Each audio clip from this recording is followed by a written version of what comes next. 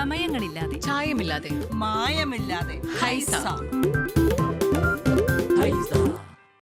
അടിവാട് തെക്കേക്കവരിക്ക് സമീപം MVP കനാലിൽ അജ്ഞാത മൃതദേഹം കണ്ടെത്തി. മദ്രസയിൽ പോയ കുട്ടികളാണ് മൃതദേഹം ആദ്യം കണ്ടത്.